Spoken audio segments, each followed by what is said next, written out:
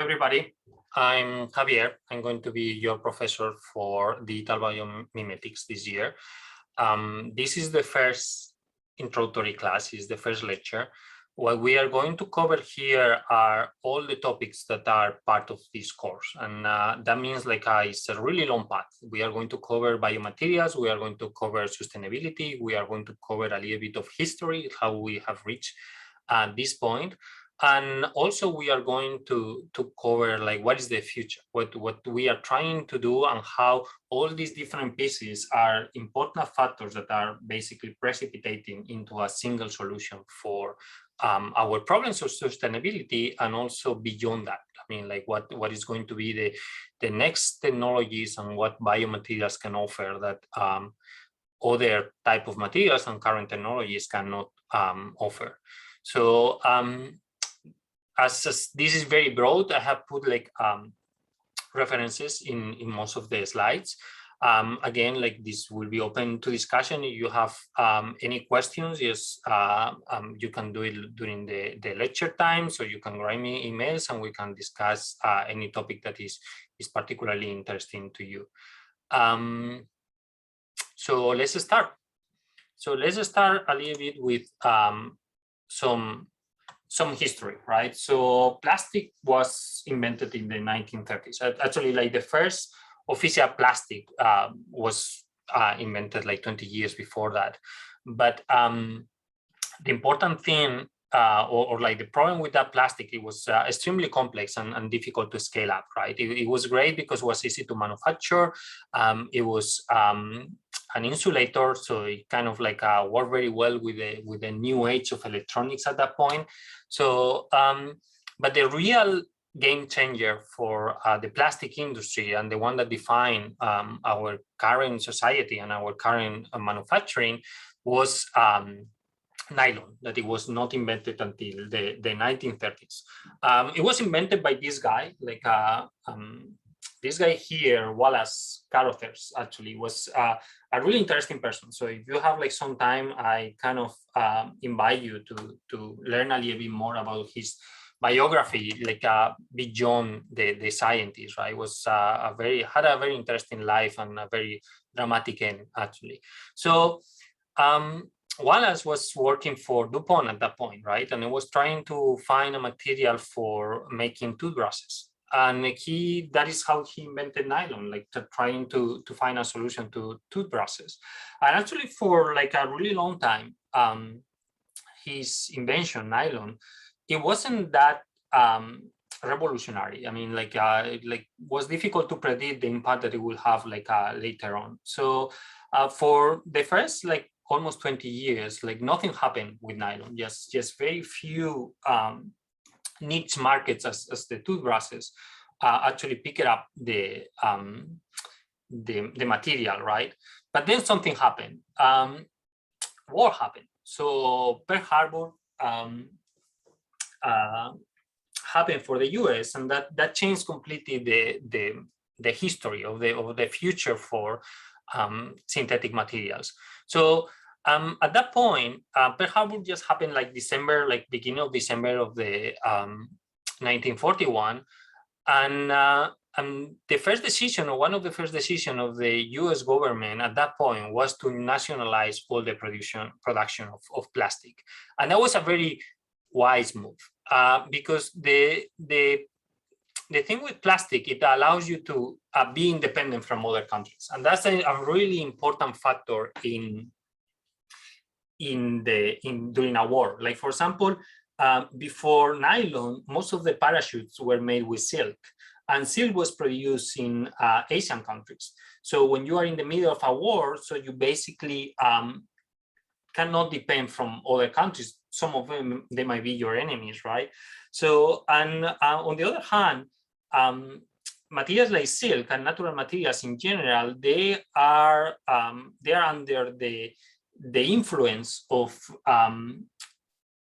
the climate, for example, right? Like if you have like a really hot summer, or like your silkworms, they get an infection, right? So suddenly you don't have anything, right? Synthetic materials are a little bit different than that. So they allow you to produce as much as you need, as far as you have like oil at that point, right? So was a really nice decision, also like allowed to lower the weight of everything, right? So the US was able to start producing enormous amount of components for the war, like for the typical soldier, right? That they were much lighter and much easier to fabricate than the all metallic parts, right? So make everything cheaper, make everything faster, remove the randomness from the equation, and also remove the dependence with other countries. So that is why like the US basically like nationalized the production of this material that wasn't that large production before actually the war came. So the problem with the war, the good thing of the wars is that they end, right? So they at some point they will finish, and think about the situation at that point, right? So you have like all these people that have been in a war, like all these soldiers. You also have a population that is extremely skilled, because you have trained like a lot of your population to work in factories, because the war was basically a highly demanding consumer in a sense, right? So it was like all the factories, they need to be producing for the war, right? And you need to train everybody who is not actually fighting. It needs to be trained in the manufacturing, right? Then when the war ends, you have a problem, right? You have all these people that is coming back, and also have these people that is very skilled, right? And there is no new demand, right? So there is no consumer at that point. So what happened was that an institution called the War Production Board, right? So decided that they need to transition all these kind of like demand from the war, needs from the army, right? Needs to transition to be social or part of the society. The society needs to start consuming all these new components, right? So the machine can still, and the economy can still running. So a perfect example of that is that something that is called the nylon riots, right? So, and that was a really it's very symbolic in a sense, right? So all these people that you see in the pictures here, right? They are waiting in line to get some stocking, some socks, basically, right? So the difference there, right? That was the first time after the war that the production of nylon was used for regular items, right? And then stockings was at that point was a luxury. So what happened is that the DuPont and the government, right, decided to start producing stocking that they were like really cheap, right? So the people started to line up just to get these, and this happened like for days, right? Like people that was the iPhone of the of the 40s, right? So the people was just waiting in line so they can get like some of these like new stocking made with nylon, right? So, and that kind of gives an idea of what was the impact on society of this new material, that it was extremely cheap and allows you to have things that you couldn't have until that point, right? So this madness, right? Like this new material completely changed society, and actually, like our society is a clear consequence of that, right? So plastic just enabled tons of new technological possibilities, right? So it opened new possibilities. So the whole world moved from an economy based on long-lasting items, right, to what the magazine Life in the 1950s described as the throwaway living, right? And I love this article because it reflects perfectly the perspective of the new plastic age, right? So if you read these two columns, basically the article explains how amazing is going to be a life based on single-use items. So it specifically gives the samples of a dinner where you put your plastic tablecloth, your plastic plates, your plastic cutlery, right? And when you are done, you just grab everything up, right? And you throw them away. And you don't need to do dishes. You don't need to do laundry. You like basically can just like do whatever you want. You can watch TV after just after dinner, right? And if you are watching this, right, and you are a student from SUTD, you are young, right? So you I don't need to explain you what are the consequences of that, right? So it's not that in the 1950s the people was bad people, right? It was more like a lack of information. So the people really didn't understand that when you throw plastic away, it doesn't disintegrate, right? So it's going to be there for thousands of years, right? So the first reports on impact on plastic in animals, right, they didn't start until the 1960s, right, like 10 years later, when people started to report the incorporation of plastic fibers into the nest of some seabirds, right? And at that point, it was kind of like just anecdotal. It was kind of like, hey, I have like some fibers of plastic. This is actually a very interesting new thing, right, in the nest of the albatross. And at some point, they stopped to be anecdotal. And then like they started to see like more and more in more animals, in more ecosystems. And at some point, it was impossible to avoid the reality, right? So the whole fundamental of the whole basis of this new plastic age, right, was that we were living in a kind of like a infinite planet. It was so big, right, that our actions they cannot impact on the planet, right, and then that the resources were limited, right, because there are so many resources that society will never be able to finish them, right, and that was before plastic or before like the consumerism that plastic brought onto the table, right. That was true, but with the new model of consuming and disposing stuff, right? That was actually like that was a lie. That was not true, right?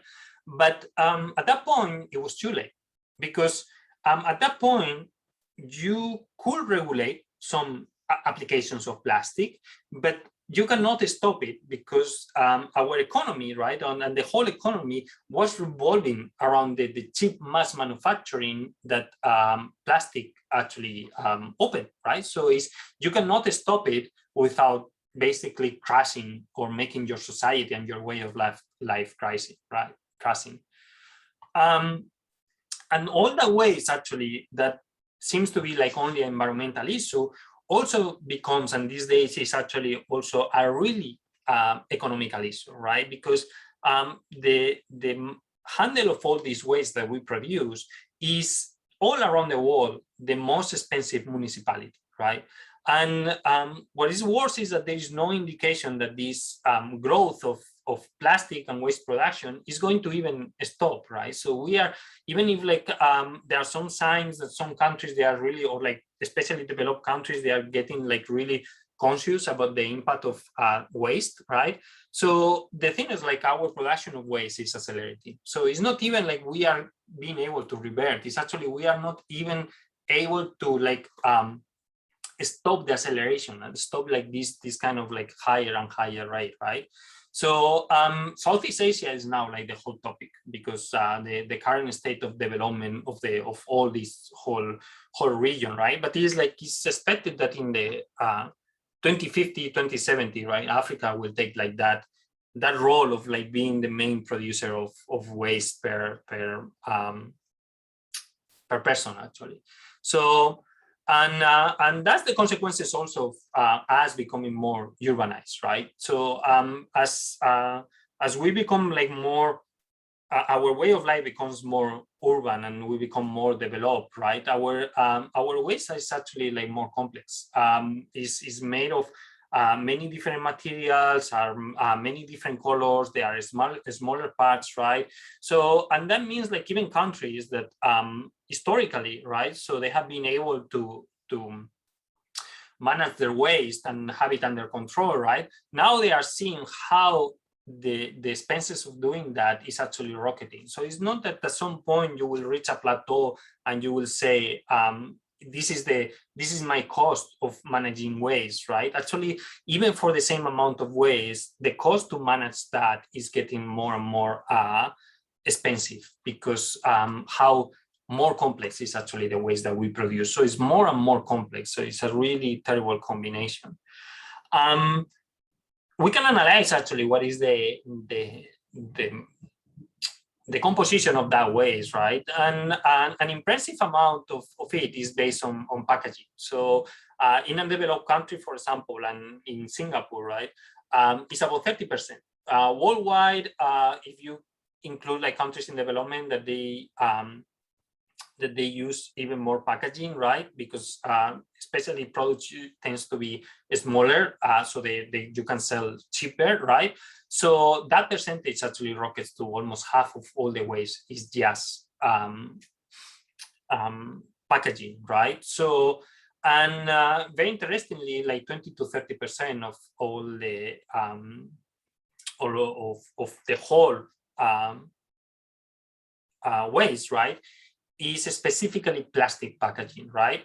So, and you might think, okay, so then the solution is very easy, right? So we just remove packaging completely from the equation, right?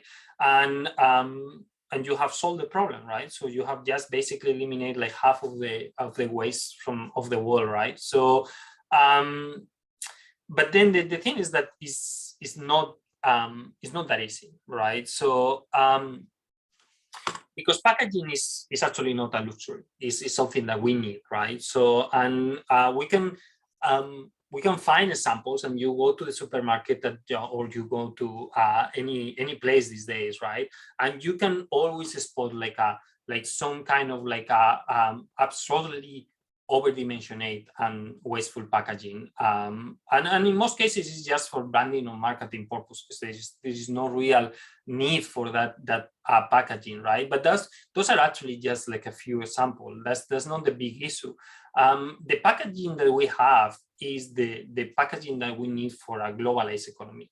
So we have an economy that is based on mass manufacturing and supply chains, and that basically are all around the world, right? And that requires this protective and ability to carry stuff that the packaging have, right? So we cannot eliminate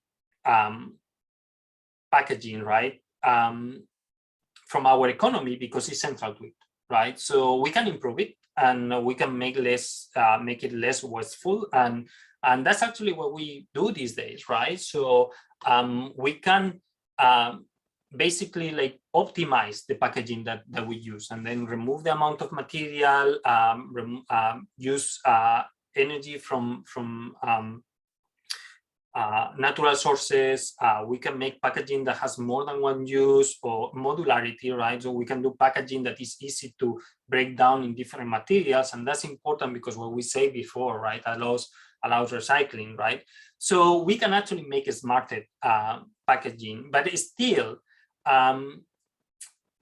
while this is important and definitely something that we need to do, right, it won't be enough in the long run, right? So we are continuously having studies or reading studies reporting like how enormous is the magnitude of the plastic waste, and these days we are continuously being under the topic, right? Like you can see it like everywhere, and you have like these continuous messages that you need to like stop producing waste, and how we are actually like putting into or how we are actually going to have problems in the future to survive if we continue with this in this paradigm of just consuming and producing waste in an unsustainable way, right? But all these studies and all these kind of like methods can be basically wrapped up into this article that it was is like half a year old actually, and it's very interesting and very sad at the same time, right? Because the conclusion of this article that basically analyze all the plastic pollution that we have in the world, and then like what we need to do in order to stop it, right? is the conclusion is extremely strong, right? So even assuming that we adopt worldwide, right, like all the strongest measures taken to reduce plastic waste, and those will be like those taken in the Nordic countries, right? So even in that completely hypothetical and unrealistic scenario, right, we will still producing and losing enormous amount of plastic that will still accumulate in the environment. So it means that we are not only not able to retrieve the plastic that we already have, right? So that will be still accumulating plastic in the environment. So, so the only way to eliminate plastic and packaging pollution is to get rid, at least partially, of an economy that requires this kind of packaging. And this is the trick, right? So this solution is not a solution for one single field of science, or is even like a single topic, right?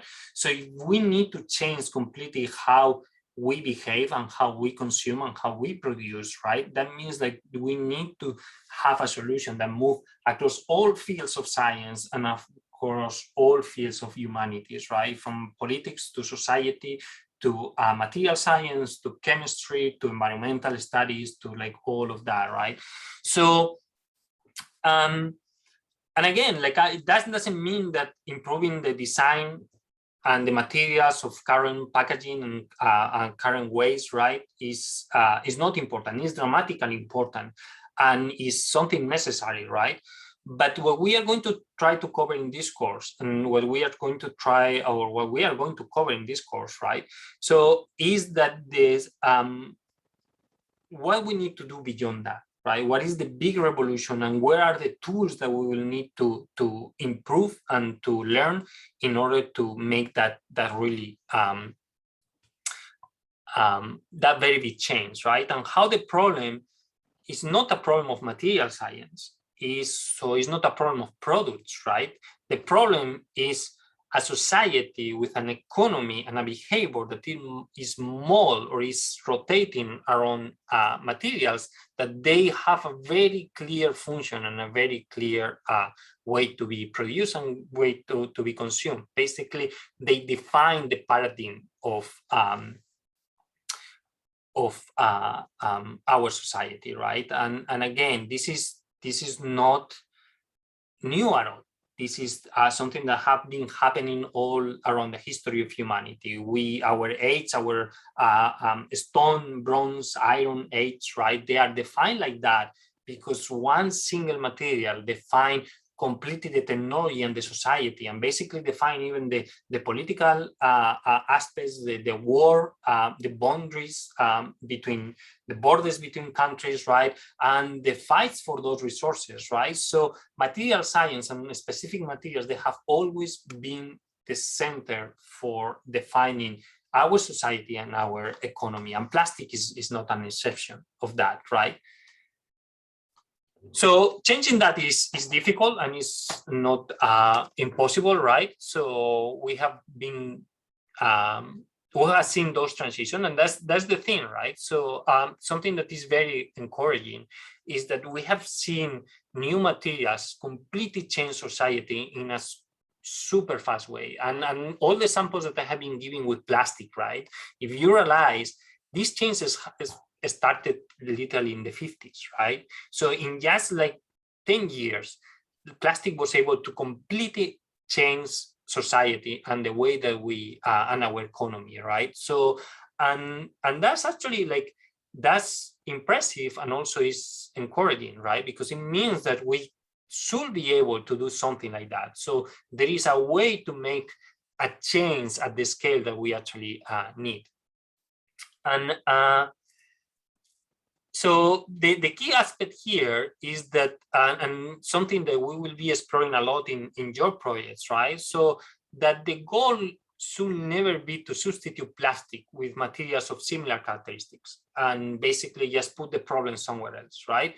So what we need to do is to think in or to develop materials and solutions that are significantly different to plastic, right? And of course, they have associated a way of production that is also different. So But at the same time, those materials, they need to produce not only like, or they need to present not only an environmental advantage, also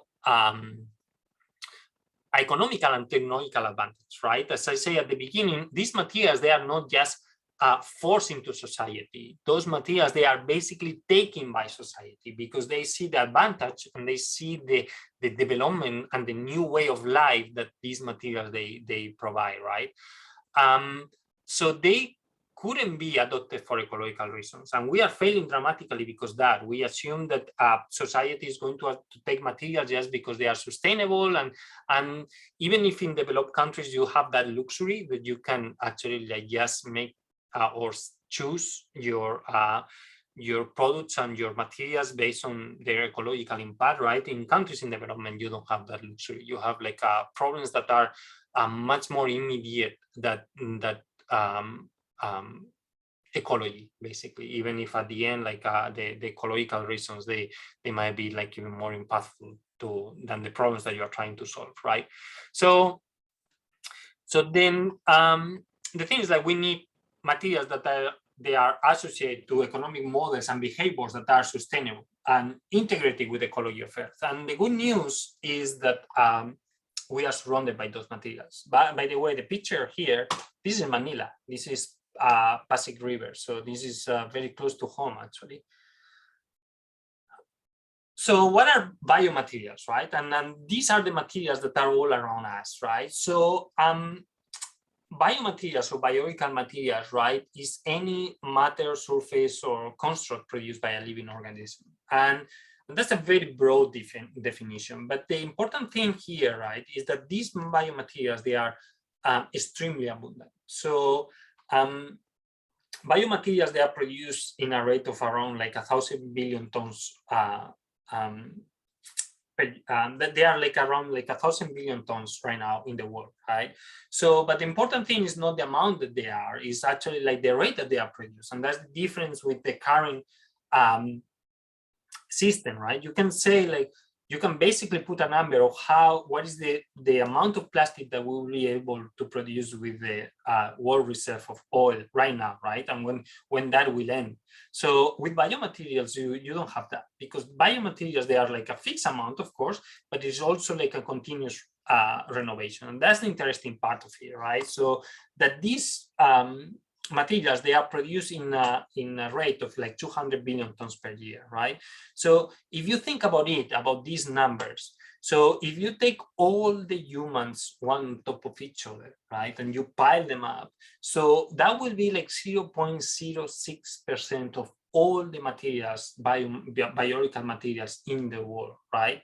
So it's a crazy, like, we are almost nothing when you compare to the rest of biology in this planet, right? So to put you an example, like copepods, that are these small crustaceans like in the sea, right? They are 30 times more than what we are. And krill, again, like an arthropod, or like what as these smallest rings, right? So they are 5 times more than us, right? And ants alone, they are basically like the same amount in terms of weight, right? So it's kind of like there are tons, they are really, really enormous amount, like at a scale that is not comparable to anything that we have or we produce as humans, right? So, and what is more interesting is not only the amount, right? It's also the properties of these materials. And that's the basis of bioinspiration, right? So if you see the slides that I am showing you here, right? So you have spider silk, right? So that is one of the strongest material that we know, right? So we have nacre, that is extremely tough material. We have bone that is human bones or mammalian bones that are extremely good at impact resistance, right? And then we have, for example, balsa wood, that is actually a really good combination of lightweight and strength, right? And balsa means actually raft, is a boat in Spanish, right? So, and that's the reason was like Native Americans, they basically built their boats with balsa wood. And these materials, they have extraordinary properties, and they're extremely relevant for engineering applications, right? In many cases, they surpass any synthetic counterpart. And the impressive thing is that they are also perfectly integrated in the ecological cycles of Earth, right? So, and what is even more interesting, right, is that the extreme conditions in what those materials are made, right? So nature cannot extract limited resources from a mine in Africa or transport those resources or those materials across the world to purify them and then again transport them to use them, right? Nature doesn't have energy sources, so just completely forget about like melting metals or plastic or reaching hundreds of degrees is completely out of the scale of what nature can do, right? So nature works with the most abundant component, most of them mechanically irrelevant, right? But available in every corner of the world in large amounts. And also works with almost no energy. And even in those conditions, right, like really limited type of materials, really relevant mechanically, like no energy to work with them, right, still nature does some of the most extraordinary materials that we can even conceive, right? So the secret of that is the hierarchical design, right? Nature works in an extremely smart way. And everything related with biomaterials is related with design. It's not about the components, it's about like how you use those components and how do you aggregate those components to make other materials, right? How to make composites with them, right? So nature works by assembling components in different levels of organization, that they are interlinked with each other. So if you see the example that I have in the screen, right? So this is the arthropod cuticle, right? The arthropod exoskeleton. So this thing here is the chitin molecule. So basically what happened, this is a polymer, right? So it's a biopolymer. So how nature used this in order to make the exoskeleton of the arthropods is that basically take this molecule and aggregate it into bundles, right? So then it takes these bundles of the molecule and then aggregate them in something that is kind of like a braid, right? So then aggregate these braids into layers and then stacks the layers in a kind of a plywood structure. And you continue putting like levels and levels of structures, right? All the way up to the final shape of the animal, right? And all of those levels of organization, they are made in a perfect coordination of structures, right? So if there is usually like 6 to 9 levels of organization, but what is very interesting is like if you make a small change at this level, right, all of these things, all these aggregation basically change, right? And what happened is that your final material might be like completely different in terms of properties, just because like really small change at the very beginning that basically moves across the different level, right? So if you take the sample of synthetic materials and humans, right? So we are really good fabricating at each of these individual levels, right? So these days we can mass produce at the nanometric level.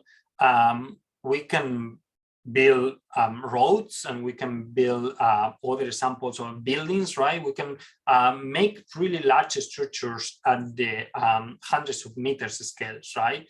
But what we are not good doing is combining them. So we cannot produce large structures where we have control of the nanometric components, right? And all the way in between, right? So that's where nature science, right, is fabricating in a coordinated way with control in all the different levels, not just controlling the nanometric scale, not only controlling the hundreds of meters scale, actually controlling all the scales at the same time and coordinating them, right? So several years ago, right, so we formulated a hypothesis that that later has become like central in my research, and that we are going to exploit and we are going to deal or like we are going to cover in this course, right? That biological materials and the way they aggregate are two sides of the same coin, right? So you cannot, and they evolve in parallel, right? As I say at the beginning, if you change something of this molecule, so all of this basically translates into all the different levels and results in a material of completely different properties, right? So if we want to incorporate, so it means that if we want to incorporate these molecules, right, on these biological materials in engineering applications, right, it's not enough if we just have the molecule. That is what happened with synthetic materials, right? So it's not enough if we have the ingredients. So we need to also be able to aggregate those ingredients in the same way that they have evolved to be used in nature, right? So it's a combination of like the chemistry of the molecule, right, and the design of the aggregation of the molecule, right? And these two aspects, they cannot be separated. They are part of the same concept. In biomaterials, they are exactly the same thing, even if in our logic as humans, we actually see them as two separate aspects, right?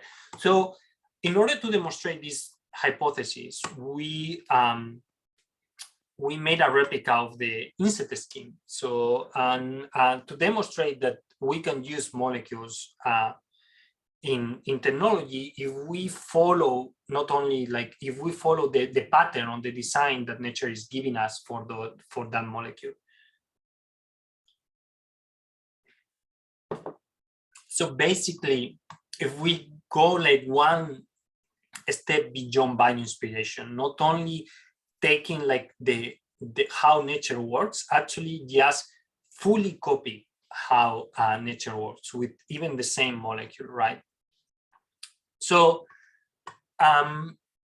the insect scheme is the cuticle, right, and the component that we replicate at that point, right, is basically everything outside the animal. And that means like from the stiff and strong wings to the flexible joints, right? And that is an extremely fascinating piece of engineering, and that's the reason why we target it, right? So it's secreted by the epidermis, by this set of cells here, right? And it follows the structure that I just presented in the previous slide, these hierarchical designs, with a combination of two molecules. One is chitin and the other one is fibrin, right? So chitin is the second most abundant polymer on Earth, right? And fibrin is a protein that is also in the silk. Is the main protein or the structural protein in silk, right? So basically what we did is like we take like the fibrin from silkworms, and we took the chitin from shrimps, right? That is another arthropod, right? And we combine them in the same way that they combine in the insect cuticle, and we make a material that we call Srilk, right?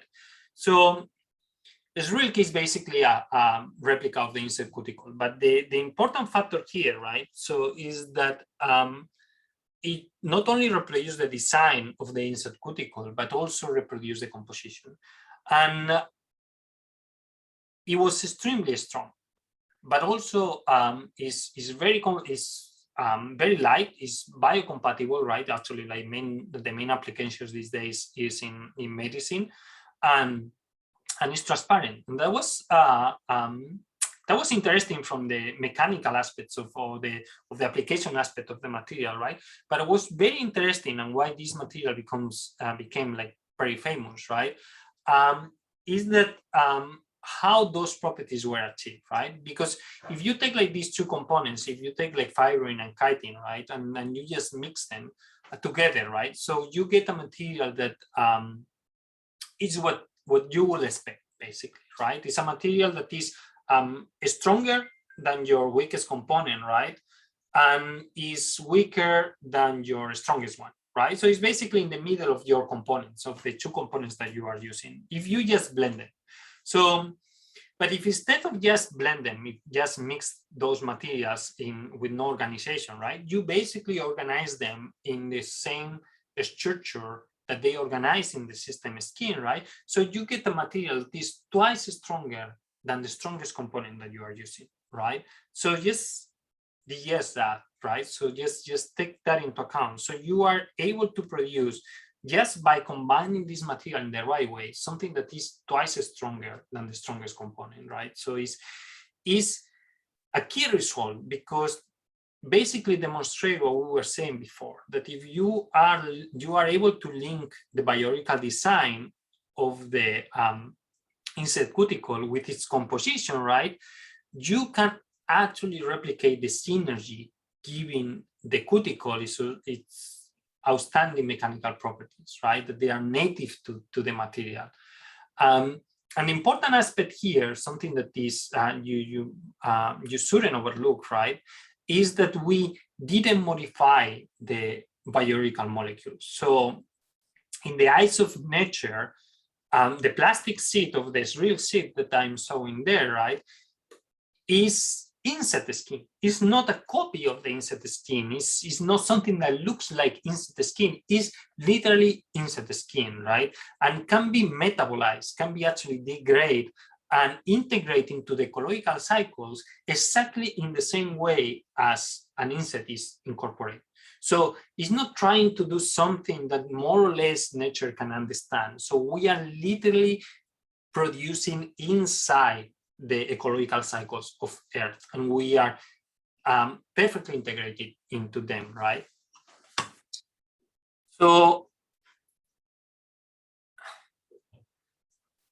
at that point, right, so we can just like stop there and just hope to be like a promising lab material, right? Or we can go beyond that, right? So so we went like a little bit beyond, or we went way beyond, right?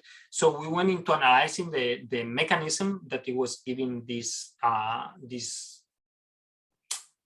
solution, right? Or what was behind that those outstanding mechanical properties, and the factors that they were important and the ones that they were not that important in order to reproduce that synergy between the components, right?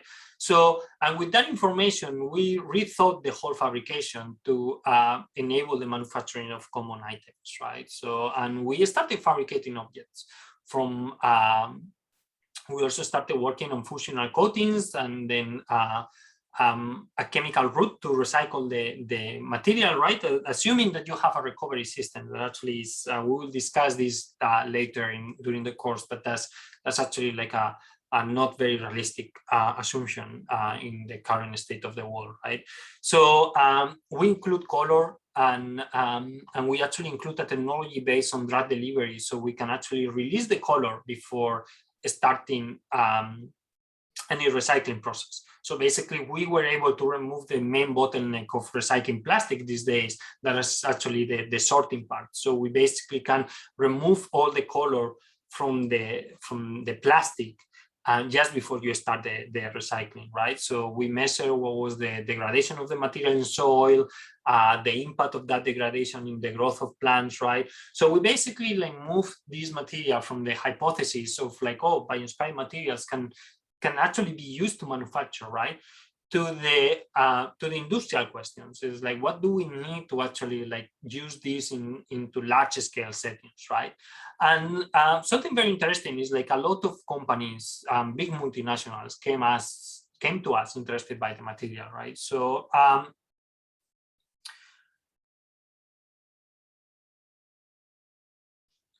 so it became actually like very famous material. So it was called the future of manufacturing, the solution that can change the world. And the truth is actually is true. I mean, like the impact of that like is extremely far-reaching.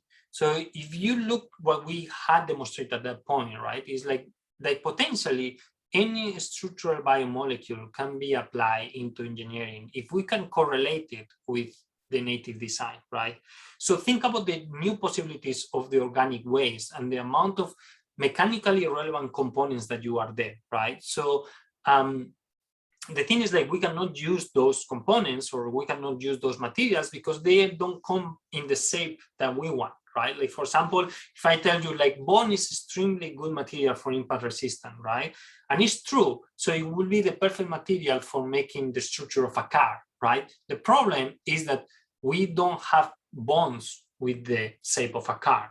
And at the same time, we cannot fabricate with the components of bones exactly in the same way that nature does, right? So the material is perfect, but we don't know how to actually like produce it ourselves for the components that we want, right? So what happened is like we got the attention of all these companies that I was telling before, right?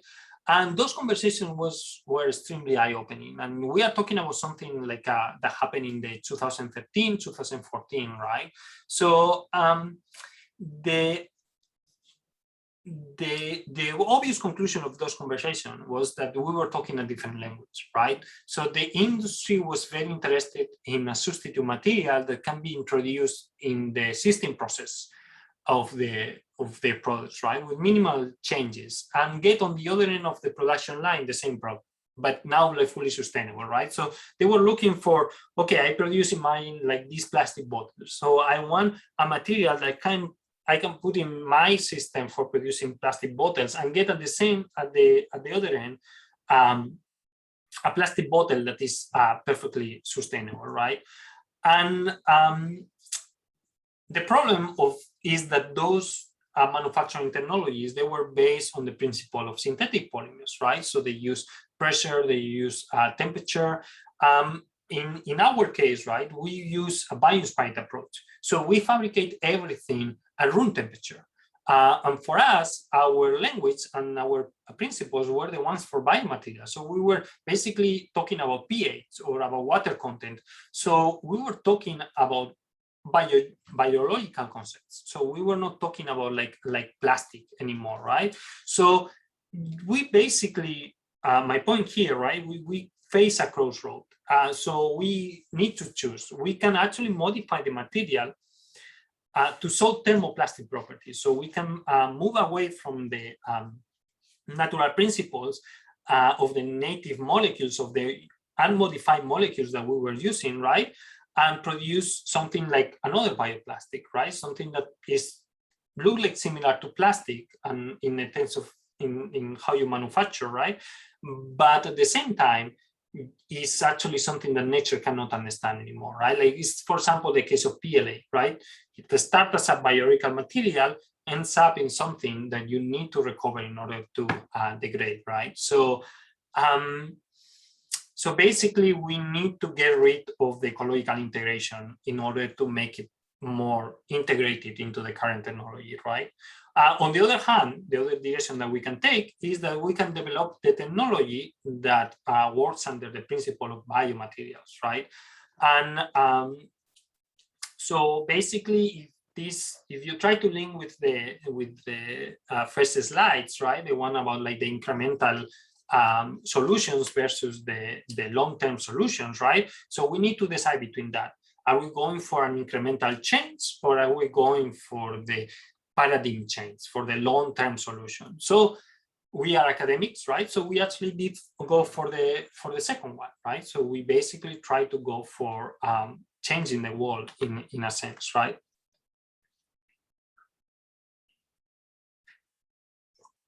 So we took like all the bioinspired manufacturing that we were developing, right? And all the lessons that we learned from the fabrication with Israel, right?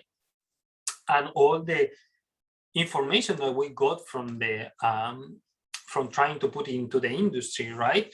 And we just start the whole process over, right? But this time we not only focus on the material, but also in the tools, in the sustainability, and in the industrial application of the material. So we base the research on cellulose and chitin. So we kind of like ditch the fibrin, right? And I will explain later why. But we focus on cellulose and chitin because they are the first and second most abundant organic molecules on Earth, right? Because they are produced and degrade in every ecosystem in extremely large amounts. So they And also they don't compete with food production. This is a little bit more complex topic, but the thing is, we humans cannot digest polysaccharides, or we cannot degrade like neither chitin or cellulose, right? So, and that's important because other solutions in the past, they have target, like for example, corn, right? So, and gets into an ethical dilemma, because at some point, if you produce oil or fuel or produce materials that compete with food production, and actually producing those materials is produce more revenue, right? So it means that you can be cultivating enormous amount of corn or food, and at the same time have a population that is starving just because economical issues, right? So creates a really ethical issue there, right? So we try to look for materials that they are extremely abundant and they are actually like they allow to scale up. And it's really important the factor that I say they are part of every ecosystem in the world, and I will explain later why, right? So important is like when I mean abundant, I mean natural levels of abundant. I don't mean abundant for our human levels, right? So, for example, the bioproduction of chitin every single year is equivalent to 300 years of production of plastic, right? So, at the current rate, not even like in the average, also, and at the maximum production of plastic that humanity is doing, right? It will take the world 1 year to produce the plastic that we will need for 300 years, right? So that's natural levels of production, right? But something very interesting and related to the bio-inspired approach that I were talking before, right, is that these two components, they are extremely abundant, right? But they are coming across, or they appear in many natural kingdoms, right? But they almost never appear in the same organism. So, and what is even more interesting, like usually like organisms that they have cellulose or organisms that they have chitin, they compete against each other. So they feed from each other. And that's extremely interesting quality, right? But one interesting factor is that they only coexist in a very weird group of microorganisms called omicets, right? That is the water mold, basically. So this organism is classified as a fungus-like organism. And is basically the polite way for a biologist to say, I don't know where to put you. I don't know how to classify you, right? Because you look like a fungi, right? And you behave as a fungi, right? But you produce cellulose. So you cannot be a fungi if you produce cellulose. That's actually part of the distribution of the kingdom distribution or limits. And you are not a bacteria or you are not an algae, right? Because you produce chitin. So what are you, right? So that is why they are called like the fungus-like. You look like a fungi, but you are not a fungi, right? So, and they are extremely rare, but very luckily for us, their wall or the outer wall is extremely well studied and characterized because they are extremely aggressive pathogen for fish and plants, right? And that means like for economies and industry that they are based on growing fish and growing vegetables, right? So they are. It's extremely important to know how to get rid of these animals. So, even as put you an example, right? This small guy here, right? So, is the cause of the great famine in Ireland in the 19th century, right? So basically, the omicets, they wipe out a complete full season of potato, right, across the whole country, and that basically, like, I mean, the consequences of that are were literally millions of people dying and tons of people emigrating to the US at that point, right? So, so if you want to destroy a pathogen, right, the first target is always the wall. So you want to like remove the defenses of that pathogen, right? So we took all this information on the composition of the wall of the omices, right? And specifically the relation between the cellulose and chitin. And we demonstrate that if these two components are aggregate following the biological design of the omicet wall, right? So we can make strong materials without any chemical modifications, without using additives, right? Again, like always keeping our work and our material completely integrated into the ecology of Earth, right? And we call this material the fungal-like materials, right? So these fungal-like materials or flams, right? So they are extremely light and strong. But the important thing is that they are perfectly integrated in the ecology of Earth. So, and that means that you don't need to recover them. They are also extremely cheap. So they are about like $1.6 per kilogram. So that means that they are comparable to a commodity plastic and 20 times cheaper than the cheapest plastic filament that you can find, like a PLA or ABS. That is basically what you use in the fab lab these days, right? So, and then being made with the two most abundant components on Earth, right? So is available right now, right, in hundreds of thousands of tons, right? So this is not something that you need to scale up to cope with the demand of the world, right? So right now, you can already cope with the demand of the world of materials if you substitute by these extremely abundant biomaterials, right? So, but in order to reach this material, these flams, right, we need to make very important decisions, right? So one of them was, as I said before, ditching the fibrin, the protein from the silk, right? So the first reason for ditching fibrin was that is really scarce, right? So it's not as abundant as chitin or cellulose, so you cannot scale up a technology based on something that is so scarce. It's expensive too, and it's not that green, because even if the material is biological and is very easy to degrade by nature, right? The extraction is actually a pretty aggressive chemical process, right? So it specifically requires the use of lithium bromide, and that's extremely aggressive water pollutant, actually. It's a little bit the same thing if you use cellulose alone, right? So if at some point, like for example, you are too young to actually like even remember this, right? But then like a cellophane or nitrocellulose or celluloid, the one that it was was using for the photographic films and for the movie films, right? So were extremely popular materials, and they are derived from cellulose. They are 100% biodegradable, right? But these days their use is basically residual.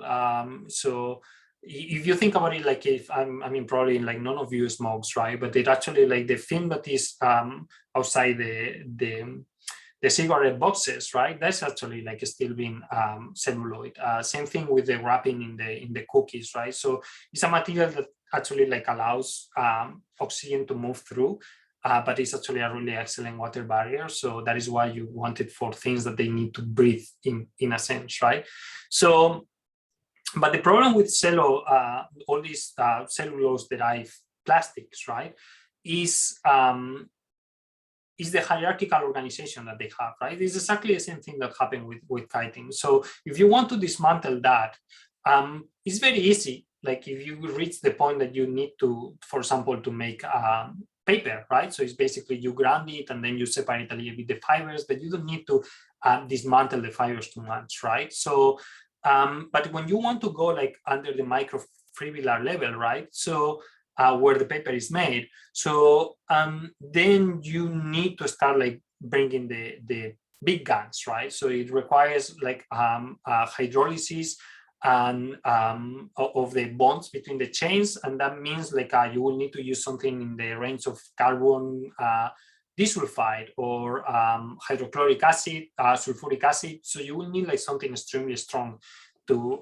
break those bonds, and you need to break those bonds if you want to produce a plastic with it, right? So for us, the decision was like, we cannot use this, we cannot reach that point with cellulose, right? We can reach it with chitin because it's a much greener process, but with cellulose, we cannot do it if we want to be sustainable, right? And we don't want to make the same mistake that that the humanity did in the past, right? So we need to avoid this solvent and have a clean technology. So so we can actually like generalize it to any country, the countries that they don't have a proper waste management, right? And chemical management. So and the good thing of the good news is that the omnisets use the cellulose in microfibril level. So it means that we don't need to actually go to separate all the hierarchical structure down to the molecule. So we can stop at the microfibril level. And if omnisets, they can use it at that level. So it means that we should be able to work at that level and at the same time avoid the use of solvents, right? So if you see the image in the corner, right? So there are several objects that they are made with different colors. So because we also explore what is how sensible is the system to the purity of the raw material. So the brown objects are made with good, like pure good flour, basically. So the white ones are made with cellulose. And then there are some of them that they are combination of like cellulose and wood flour, right? So we basically try to see is like how we can actually like make this material like with the most simple and the less chemical use, right? To not only have the material that we want, but also have the process to produce it that is all integrated in nature, right? So we try like many different technologies. We try to do mold casting. We try to, in order to fabricate with the material, we try different types of injection molding. So, and we did additive manufacturing and subtractive manufacturing too. And I'm going to focus a lot on additive manufacturing in this talk because, and in this course actually, because as I said at the beginning, we are not, if we are not aiming for an incremental, right? If we are actually aiming to basically give biomaterials the economy and the production that they actually deserve and they are actually have associated. So we will need something that allows to decentralize production. And that's where additive manufacturing will be playing a really important role, even if like the immediate use of these materials, like it will be probably going through mass manufacturing tools like molding, but the long term and the very big impact of bioinspired materials will come by technologies much more versatile and much more easy to decentralize as they are additive manufacturing. By the way, these planters here, they are the work of like one of SUTD student actually. He made like a really interesting application where you can choose the shape and the size of your planter, right? And then like you can click in an application and then basically like the printer start to print the planter in front of you like super fast, right? So it was a very interesting idea. So let me show you something, and let me show you like how I will try to like basically like give you like a lot of focus on the products in this introductory class, just to also give you an idea of where you can go, right? But I want to also give you a glimpse of how developing a new technology and a material in parallel is a really crazy task, requiring like enormous levels of multidisciplinarity. And that's something that we are going to stress in this class a lot, is the multidisciplinary and the multiple angles that you need to cover in order to propose a new technology or a new approach to do something, right? So, and that's actually what you will be required to do for your own projects, right? So the good thing is like the result is extremely rewarding, right? So And in our case, right, we end up with a genuinely different manufacturing technique, right? And that's also scary because it means it has its own problems. Like nobody has ever reported problems that we are trying to solve because nobody has ever dealt with this type of technology, right? So there are like certain effects that they are like really coming out from like the basic and the roots of how biomaterials are built and how they are aggregated, right? That they are actually like extremely complex to even understand, right? And one of the first things, and also or also one of the other side of the process, right, is that you are also free from the limitations that the technology, like the current technology they have, right? We have spent the last century going in a very specific direction, right?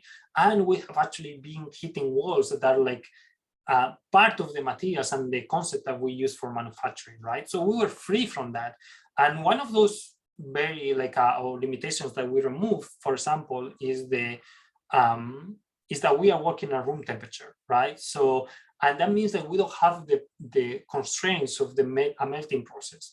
So we don't need to worry about solvents because we print everything in water, right? So that means like we can literally put as much material as we want, right, in one go. So, and that means that we can print as fast as we want, right? So this will be like a little bit like printing with concrete, right? Concrete doesn't have a melting process. So literally you can produce a house, right? Because you can like put as much concrete as you want in your concrete 3D printer, right? In our case, it's the same thing. We don't have the constraint of trying to melt a filament, and then 3D printers have this problem, right? So if you have too much temperature, right, you will actually carbonize your filament. At the same time, you have like the right amount of temperature, you need the melting to go through all the filament, right? So there is a certain thickness of filament that you cannot start using in 3D printing because you cannot melting without carbonizing the filament, right? So all those limits, we don't have them. We can literally like put as much material and print as fast as possible, right? So, and in order to highlight that, I just put this video that just saw, right? So so the video kind of like consolidate the all the aspects in one go, right? So so the grid that we make is made like optimized to remove the weight and material from the blade. Is kind of like a similar to a topology optimization, but also we focus on improving the evaporation of the water, right? So we basically design the core of the blade just specifically for biomaterials. So the outer part of the blade is plaster. So the aerodynamic finishing is basically done sanding it down, right? But everything, right? Like from the 3D printed core, the plaster outside, the sanding, everything is made with one single material. And if you think about it, it's like, what other material can you do that? What other materials offer the versatility that you can do all of those processes in one go, right? So in the first approach to manufacturing with the principles of bio-inspired engineering, right? So we end up with a technology that can look in the eyes in certain aspect to plastic manufacture, right? In terms of price, in terms of versatility, in terms of scalability, right? And the good thing is like we can go like way beyond that, right? So 1 year ago, we made the Hydra that you probably haven't seen, like your seniors, they have actually seen it. It was in the library for a very long time, right? So it's the world's largest biochemical object ever print, right? And it's the largest 3D printed object with any material in Southeast Asia. And this was in the library like a couple of years ago, right? So, and the thing is like, I can make a stronger statement because our competition is not with plastics anymore, right? So there's very few labs in the world that they can print with plastic at the scale that we print. So our competition is with concrete. And the thing is like concrete is a completely different material with completely different properties, and like it's actually like useful for making houses or like a civil engineering applications, right? But there is nothing else for that, right? Well, in our case, we can actually fabricate with objects, any type of objects, actually, from the ones that you saw before to actually like 5 meters structure, right? It's important to remark that the technologies that we are going to try to explore in this course is that they are not technologies that they need to somehow increment its production to cope with a possible demand at the level of plastic, or that they need to be scaled up to manufacture at industrially relevant scales, or that needs to find a way in order to lower the cost, right? So that was where we were at the beginning of this talk when I was presenting Israel, right? So we had a material that is conceptually incredible, right? But industrially, it has like tons of barriers that prevent it from actually being generalized, right? So so right now, like Flam, we are using it from industry that they go from automotive to furniture to construction, high power electronics, like many stuff, right? So, and what is important is that if you realize, I haven't mentioned sustainability of the technology in all this talk, right? So, because the point is that, as I made at the beginning, we want technologies that they can be adopted because the possibilities that they bring, like, right? Like something that they can do that nothing, no other technology can do, right? So the people absorb it because they need it, because they open, like, they enable new possibilities, right? The sustainability is embedded in the principles of the technology, because something that we kind of force in all this bioinspired approach, right, is that we don't modify the biomolecules, we don't modify the ingredients. So in order to facilitate the fabrication, right, so that's actually like make our life much more complicated, because we cannot use the tools, we need to develop the tools, right? So we focus on the bioinspired aggregation based on water and with a very simple chemistry.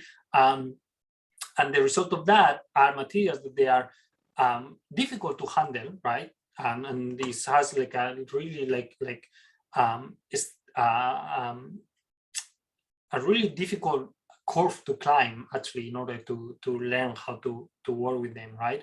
But the result is that a tower, in this case, for example, right, that is has the same integration in the ecology of Earth as a mushroom, is literally in the eyes of nature, is actually a mushroom, and there is no trick here, right? There is no PLA-like statement as is biodegradable, but you need to recover it, and you will need to put it into a biodegradation plant, because at the end is like you need to do a process similar to the one for recycling plastic, right? So there is no trick there here. It's basically is something that in the eyes of nature is perfectly integrated, right?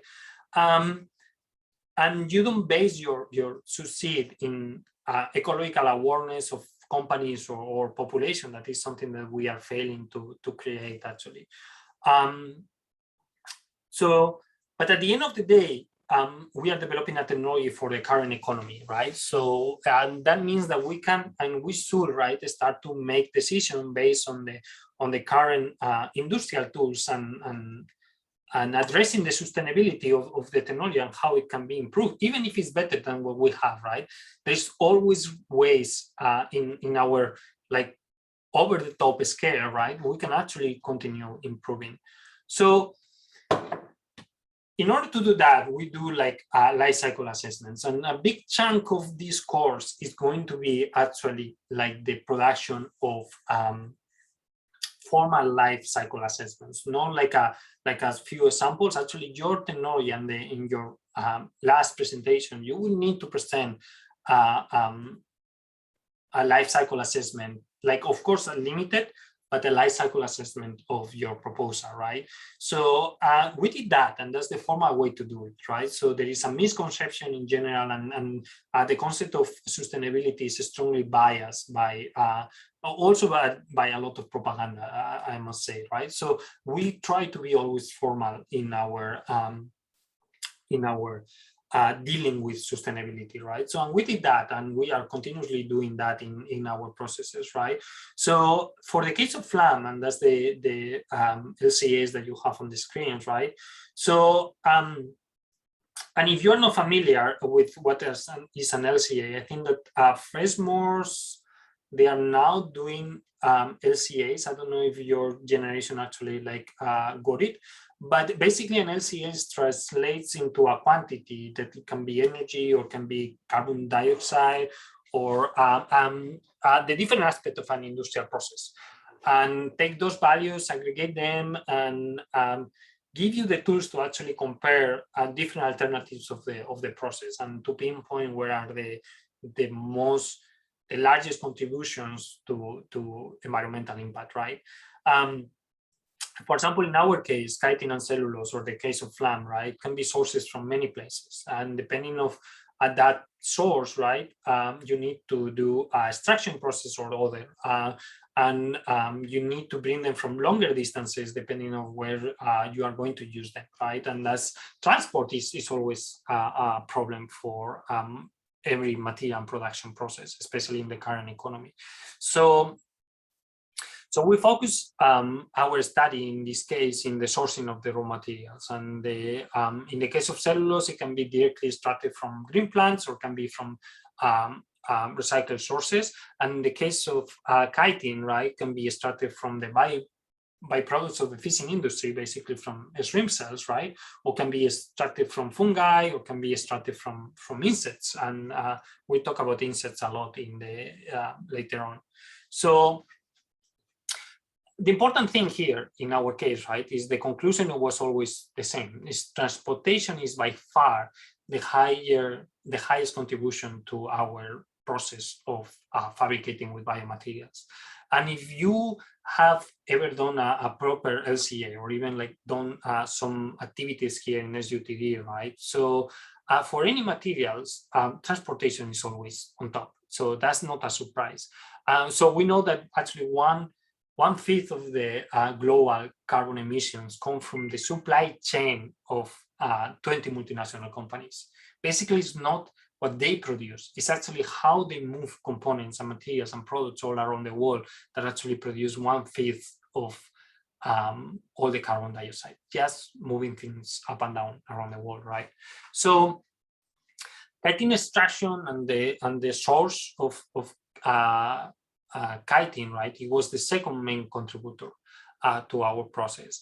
And something surprising and counterintuitive is actually like cellulose doesn't change much. You can use recovered cellulose, or you can use cellulose from green plants, and actually like the impact is going to be the same. And this is because the production of paper pulp these days, especially because the push that Europe had on that, right, it's very well fine-tuned and very sustainable process. So but all this, right, is only true if you assume that your recycled source of cellulose and your virgin source of cellulose are in the same place, and there is not going to be transportation. So, and that's actually in most cases, and especially in the case of Singapore, it's actually not true. So we basically we use the LCA not only to determine how good we were, but also what are the areas that we can improve. And transportation is an issue, it's a general one, every material has it. But the good thing is like biomaterials and bio-inspired materials, as we are going to treat them in this course, right, they are not any material. So we are talking about the most ubiquitous organic polymers on Earth, right? So that they are being produced in thousands of tons in every ecosystem, in every corner of the world. So that means that they are everywhere. So transport a material that to a place where we have the same material doesn't sound like a great move. And I made this point, right? Is at the beginning of the part of the fungal-like additive material, right? That we choose cellulose and chitin because they are everywhere, and this is important, right? Is extremely important because that allows us to remove the transportation from the equation. So if you have materials produced everywhere in the world, it means that you don't need to transport them. You can literally like regionalize your production, right? So that's exactly what we did.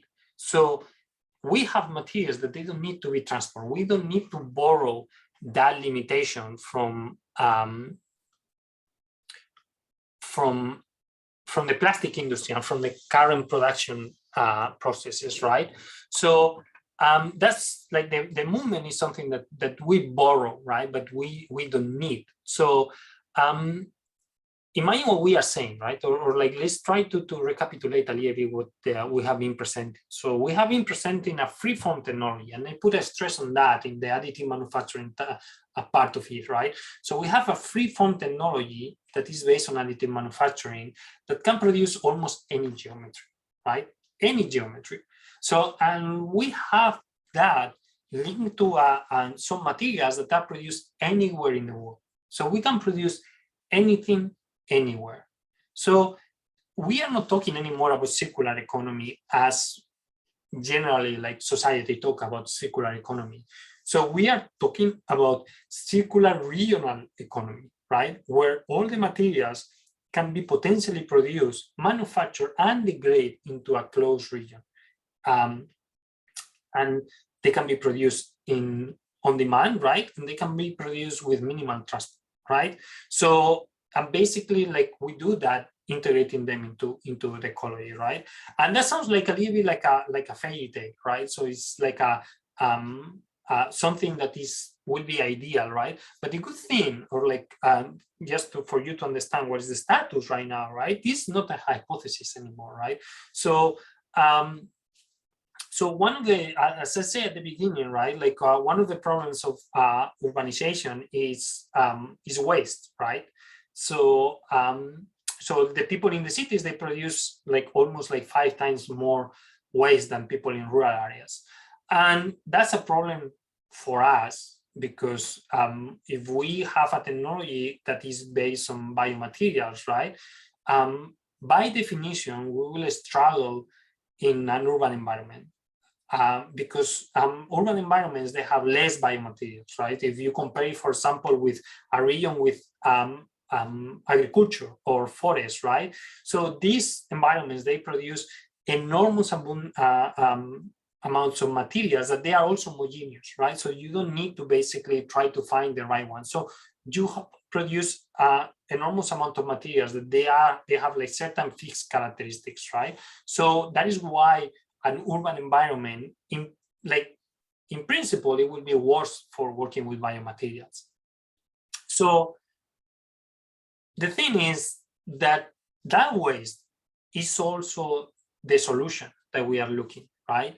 Because in the urban waste, there is a lot of biomaterials, and the waste profile for a regular city, right? So it's something like this thing here, and this is actually like specifically the waste profile for Singapore, right? So there is 3 main streams that are also the target for sustainability in most countries, right? That is the one for paper and cardboard. There is another one for plastic, and there is another one for food, right? So these are the 3 streams that they are targeting right now in terms of sustainability. So the important thing here, they are not actually by weight, they are not the largest contributors, right? But they are actually the largest contributors that are disposed, that they are actually not recycled. So so if you try to find like the components that we need, right, in this waste, so you actually have cellulose is pretty easy, right? So you have here paper and cardboard, right? And that's basically like pure cellulose, right? So there's other, like for example, horticultural and wood and textiles, right? They have enormous amount of cellulose. Cotton is actually really high quality cellulose, right?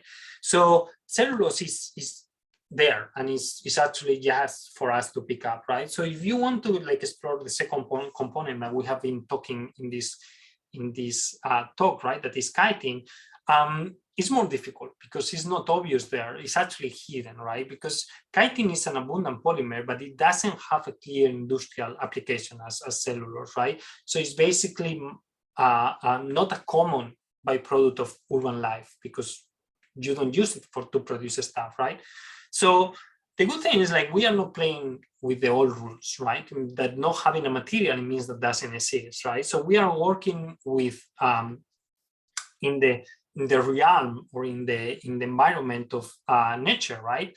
And so that means like all the ecological cycles are supporting us, and so we literally have like millions of options to make these heterogeneous food waste of a city and transform it into a homogeneous composition of containing chitin, right? So the only thing is that we need to find which tools from nature are the ones that we can use in this environment to like do that transformation. And that's the important part of nature. Like nothing is disconnected. Everything is part of a cycle, right? So if you have like something that is heterogeneous and doesn't have the component that you want, so the only thing that you need to find is who can transform what you have into what you want, right? So, so basically in this case, what we were looking was for bioconverter, right? So, and there is few bioconverters at industrial scale that they are as efficient as the black soldier fly. So the black soldier fly is the bioconverter that we choose, and I will give you like several reasons. There are like literally thousands of reasons. So one of them, right, is that they are already being utilized in urban environments. Actually, like Singapore itself has several farms for black soldier flies, and in order to use them to reduce waste and actually to consume organic waste, right? So it's a species that is endemic in most of the world, right? Like for 45 degrees north to 45 degrees south in the world, right? So this is, and actually it's extending a little bit to the north too. So you basically are not like putting a new organism that can create an ecological issue, right? So you are basically can translate this or move this technology anywhere, this animal, right? So they process everything very efficiently. So from animal manure to food waste, right? So they are extremely efficient. I mean, like the black soldier fly has a conversion rate of 1.5 kilograms to 1 kilogram. So something like that is like, it's basically from 1.5 kilograms of food or like waste that you give them, right? They produce 1 kilogram of fly, basically, right? So if you compare that to a cow, so you need like 10 kilograms of food in order to produce 1 kilogram of cow, right? So it's like completely different scale. So another good thing of why like the black soldier fly is being exploited these days is like it's 43% protein. So that basically is the one that gives value to the process, right? So like the current use of the black soldier fly these days is that you take like waste and you produce protein, and you use the protein to produce food, especially food for animals, right? And then like you have this conversion of like something with no value into something that actually has value. And what is important, right, is that chitin is a byproduct of it, right? As I say at the beginning of the talk, right? Like chitin is basically all the exoskeleton of the fly, right? But at the same time, it's something that we humans cannot digest. So it has no nutritional value, even though it's even worse actually. Like if remove nutritional value to the protein. So even if you feed to animals, you want to get rid of the chitin, right? So it's actually like a byproduct of the whole process. And I can continue forever explaining why these bioconversion strategies they are going to be key in the development of sustainable technologies, right? But this is actually getting like a pretty long talk, right? So so just give you one fact, right? So in order to to finally convince you why black soldier flies are so important, right? So they have an annual implementation growth that is around 33%, right? All around the globe. And that's really important. So because it's being implemented in countries that have like completely different degrees of development. So this going from Malawi to Switzerland, basically, right? So that means like if you want to use this technology, right, and this technology is efficient independently of what is your degree of development. And every change related to sustainability needs to be thought as something at global scale. You can have a perfect solution for Singapore. If you cannot generalize this and get like all the world do it, you will never be able to be sustainable, because your sustainability or like the planet doesn't understand about borders. That is like a man-made artificial construction, right? So, so yeah, like basically you can put this anywhere in the world, right? So, and it's also like something that is already growing. So let me give you also an example of what this means in terms of technology, right? I took this video or like from internet. This is from a Swiss company that they basically are in charge of managing the waste in Switzerland, right? So they basically have like all these videos of like the black soldier flies larva, right? Basically eating leftovers and food, and there's like several with fish and things like that, right? So this is a 4 hours video, and this is the speed that they basically consume materials. And think about it, it's like they take it like this super heterogeneous hamburger and they transform it into extremely homogeneous composition, right, in just 4 hours. So that's extremely insane. So let me go back to where we were. So because at this point, I expect that you are already seeing what is the potential of developing a technology as part of ecological cycle, and why biomaterials, they play such an important role, right? Because instead of fighting with nature, instead of like trying to like make materials that they are different to nature, or that they are basically integrating our technology, we try to work integrating with nature, right? So we can actually tap on all the biological solutions to solve our problems, right? So we don't need to kind of like reinvent bioconversion. So we have all these kind of like different types of bioconversions that we can make use. So we don't fight nature. We actually like get help from natural system, right? So, and if you see the video about the hamburger, right? It's just the black soldier fly is completely careless about like how the composition of the diet, right? And you think about the problems that I was describing at the beginning of the talk with our waste, right? And how it's getting more and more difficult to process our waste, because they are the kind of materials and the mix of materials, they are actually bottlenecking all the processing of waste, right? So all those problems, they are not part of the natural or the biological materials problem, right? So it's like, it's just whatever it goes, right? It's going to be sooner or later, by one organism or the other, it's going to be processed into the cycle again, right? Like no recovery, no sorting, no differences, right? So it's basically like everything is part of the process, basically, or the cycle, right?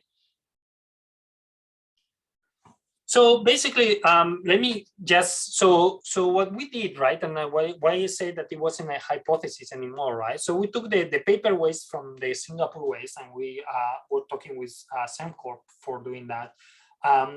We ground it, we fed to the insects food waste, we started the kiting, and we demonstrate that we can produce all these materials, all these constructs, right, in Singapore, that is a fully urban country, right, right, without importing any material from outside, only using the waste of Singapore, right? And if you think about it, you can do this in any other country, right? But for a country without natural resources, right, without like a primary industry, and that fully depends on foreigner countries to be supplied. And we have seen like actually the problems of that when we got the coronavirus, right? So what happened when you cut the global supply chains, right? So the implications of being able to produce your own materials and regionalize manufacturing is not only an ecological issue, it's actually a matter of national security, right? And that's actually why it gets like more and more important with time beyond the sustainability of ecology of Earth, right?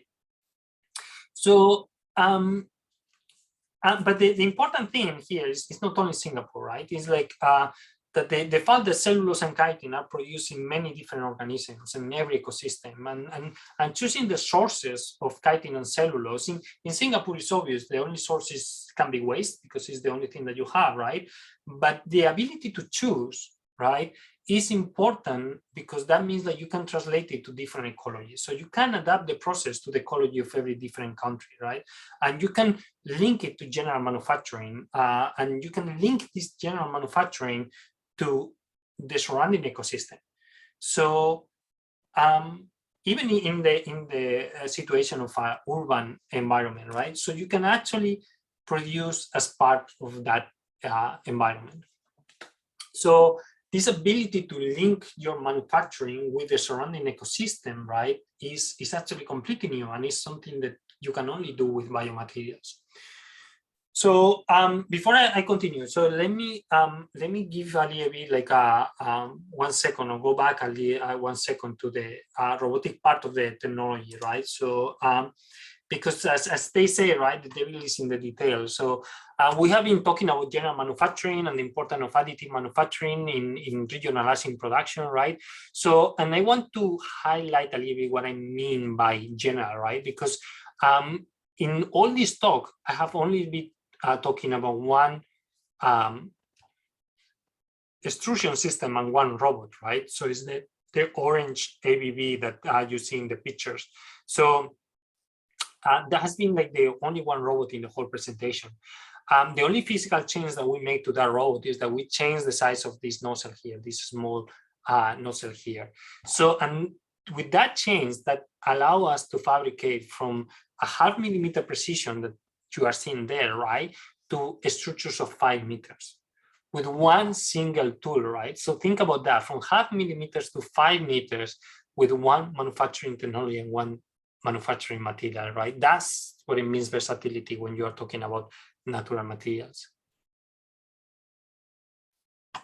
So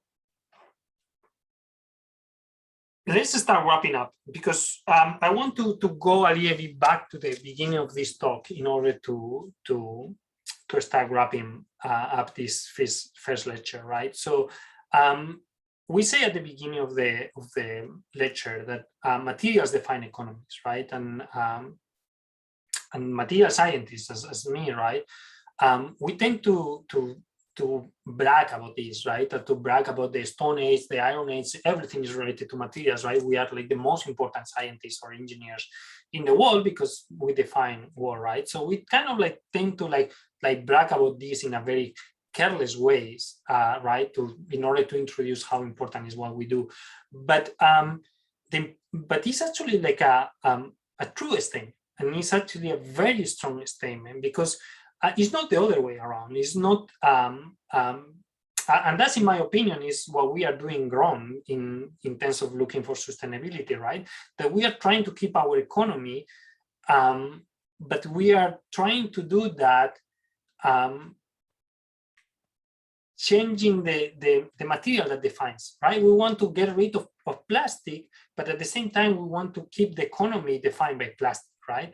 So, and that's a mistake. So, and that's something really important, because you will never find a better material to make a plastic cap than plastic, because the whole existence of the plastic cap is because plastic exists, right? So, and it's not the other way around. Someone was not at home thinking, oh man, I really want to have plastic caps, so I'm going to invent plastic. So, and that doesn't work in that way. It works in completely the opposite direction, right? So, and that's important to remark, right? So that we need to be aware about how the things work, right, and how we can achieve that change, right? So in this case, right, for example, biomaterials are everywhere and in continuous renewal, right? So therefore, the natural economy is regional and circular. So it doesn't make sense to make it another way. You have a material everywhere. It's a material that is continuously being renewed by nature, right? So the native way to these materials to be utilized, right, is in this regional and circular approach, right? And they were, and that's how they are conceived to work. And the sustainability point is not the purpose in a sense, right? It's basically just the tip of the iceberg. Is a side effect of these materials. So if you work in this way, you are going to be sustainable. Are you looking for the sustainability? Not really. I mean, you are actually looking to make new stuff and to bring new possibilities, right? To find a way to transport liquids in a better way than a plastic cup, right? And not necessarily with a plastic cup. So is the answer that we can regionalize the whole production? It's obviously not. I mean, we are never going to like fully regionalize production, at least not in a near future, right? So we will always need to transport some materials and some functional materials and specialized components, but we can make the production of many items. And for example, the example of packaging that I was talking at the beginning of this lecture, right? We can do it in a much more efficient and much more sustainable way if we are able to regionalize, right? But that's not the only change. So that's something important, and I want to I will focus a lot on this in this core, right? That sustainable manufacturing is usually presented as a need, right? As some kind of like a sacrifice that we need to do in order to ensure our sustainability as a species, right? This is basically the solution to the mess that we are doing on the planet, right? It's not an opportunity, basically, right? But the thing is, like, if we are able to link manufacturing with the surrounding ecosystem, that actually give us like an extremely efficient way to do things, and an efficiency that is completely out of our technological reach right now, right? And in order to highlight this, like 1 year ago, we demonstrate that we can do things with biomaterials and with this bio-inspired manufacturing approach, right? And this ecological integration, we can do things that we cannot do in our current paradigm, right?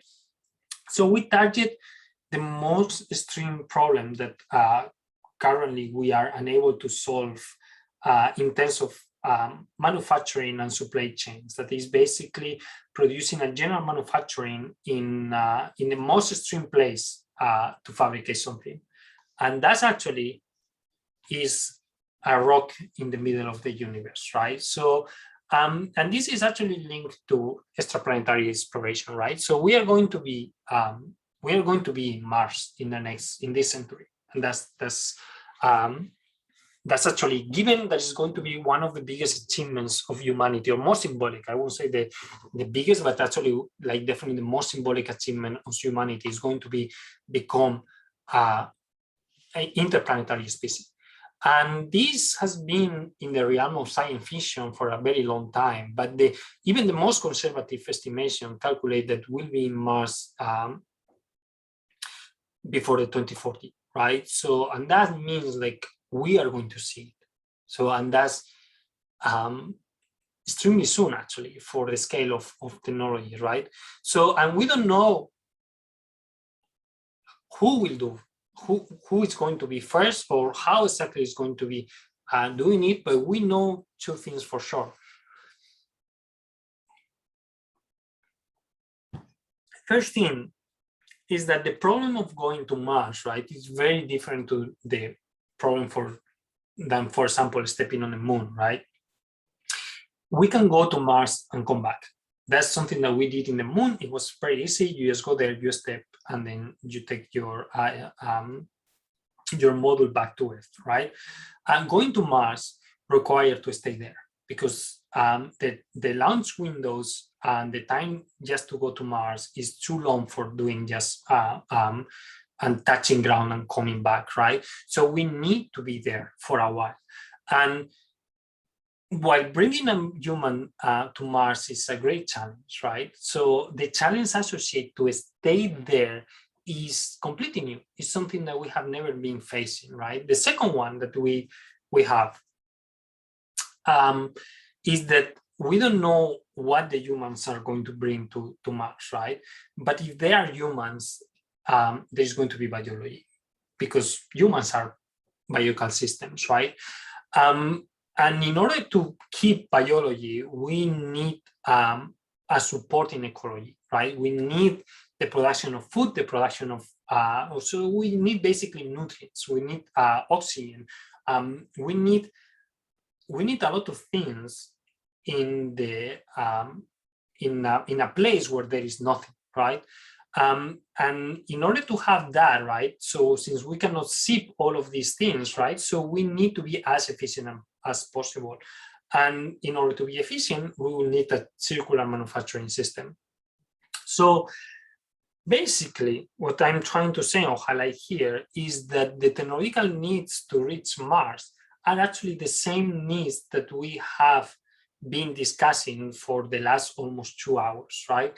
Is the needs of efficiency and sustainability, right? So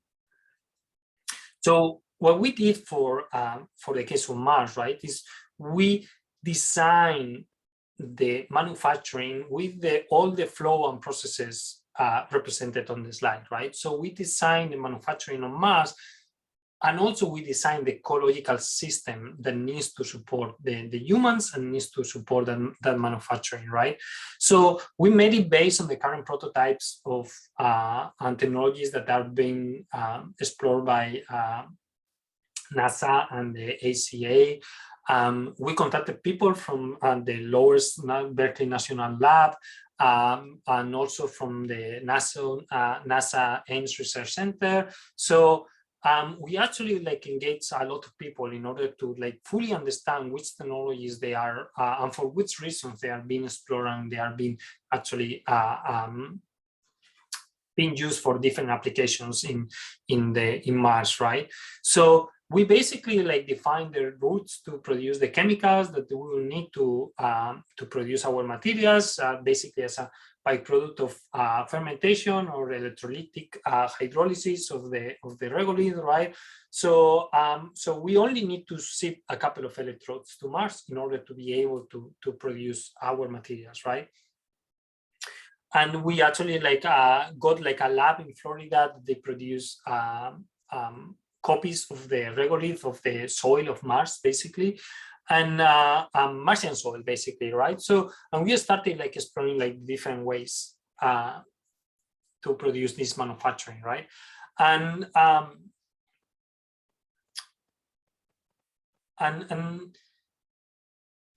actually, regolith is a key ingredient, right? Because the materials that I have been presenting here has been produced, right, based on the ecology of Earth, and that assumes bountiful biology, right? So it's like Earth is exploding of biology and life, right?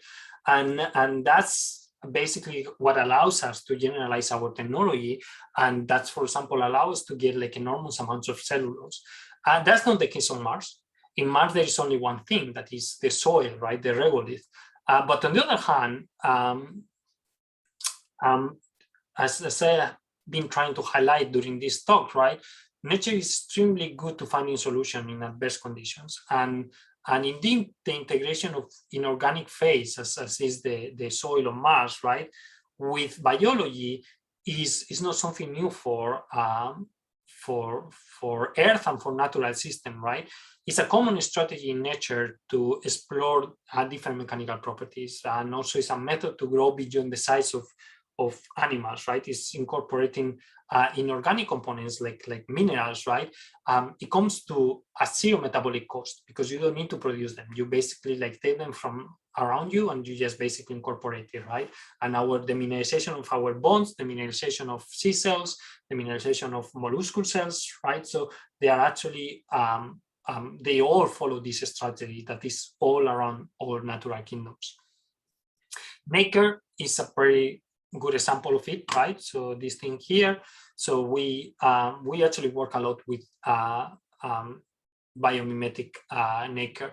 So and this is actually a very good example because it's made of both of chitin and minerals, right? So and we know a lot about it, right? So we basically use this same concept in order to produce this copy of nacre, but made using Martian regolith. So we developed this material that is an organic inorganic composite. We call it biolith actually.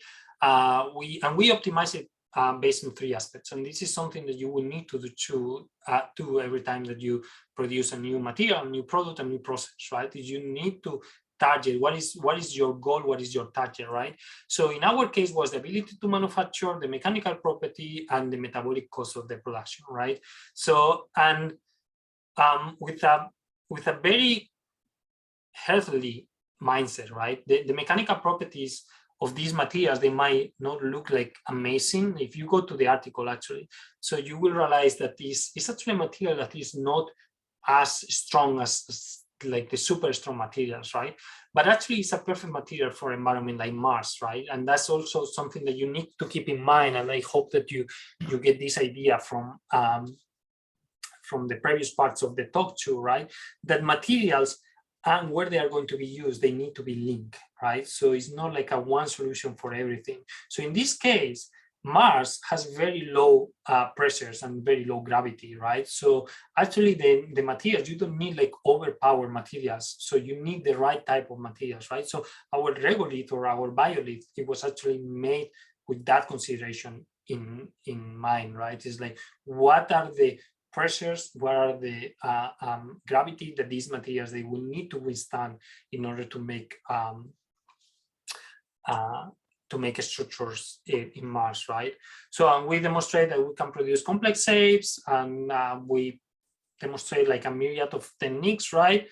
And but the important aspect of it is like what is go beyond like the construction itself, right? So that the idea that, for example, is one single material and everything is based on the versatility of the material. So that focus on versatility is extremely important because it means that you don't need to produce an enormous amount of components of different types of components, right? So you just can just have one production line. So that is the system is fully integrated into the ecological cycles involving humans, right? So and it means like everything just can be remade into something else once that you don't need it anymore, right? And it can be produced in very large amounts. The more ways you produce, the more material you can produce, right? So it's basically a scale up with your population, right? And yeah, so and the beauty, or why I have just like changed gears and then or changed directions and start talking about Mars, is that the takeaway that you need to take, right? So is that we are not talking about a replacement technology, right? So when we are talking about sustainable technologies, you need to open your mindset and you need to open your point of view, right? To target or to treat them as technologies that they could enable sustainable development on Earth. That's for sure, right? And but they also are enabled to like new ways of doing stuff. So don't try to look as biomaterials and bio-inspired manufacturing as replacements. Try to think is like, what can I do with this material that I won't be able to do with any other material or with this technology, right? And this is going to be the focus on this course, is to actually like find new ways to do stuff, right? And then do it integrated in a sustainable way, right? And I'm going to wrap up here, right? Because it's going to be 2 hours, and I started this talk talking about like fossil records of an insect, and I ended in Mars, right? And I should give you an idea of how broad and important is the change.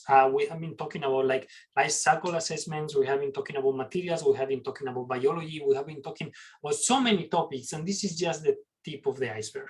So this change and this course is going to be multidisciplinary to a level that you have even like foreseen yet, right? So, and I want you to embrace that. So, yes, also it's not going to be easy, right? And I want to like focus on the big impact, right? And also, but at the same time, on the meaningful impact of your applications. So what I have been talking here, right, is like literally like 10 years of work. So, and we only have this semester to actually, this term to actually like do something. So try not to be over ambitious. It's going to be my role to actually keep you in the context of what it can be done, right? But at the same time, don't try to keep your goals or where you want to be in 10 years, right, on the impact, right, as big as possible, even if like you need to produce a meaningful demonstration in this course, right? And another conclusion here that and this is definitely how I want to wrap it up, right, is that the problem of waste or sustainability, right, is that we have been treating in the very wrong way, right? We have been treating the problem somehow assuming that we have reached the peak of human development with the invention of plastic manufacturing, right? And that every solution that we produce needs to be integrated in that paradigm, right? But the focus of this project is completely the opposite, is that the focus of this course is that that we are in the verge of a huge transformation, right? And this is not only here, right? We are seeing how biology is leaking and integrating in every other field, right? It's in architecture, it's in product development, it's in manufacturing, it's in food production, it's in material synthesis, right? And that's actually give us an opportunity to develop technologies that they are fueled by these incredible and powerful tools and processes that are part of the biochemical systems, right? And those technologies, they will enable us to achieve goals that are unreachable by current technologies. And one of those goals, but only one of those goals, right, is to achieve a sustainable development.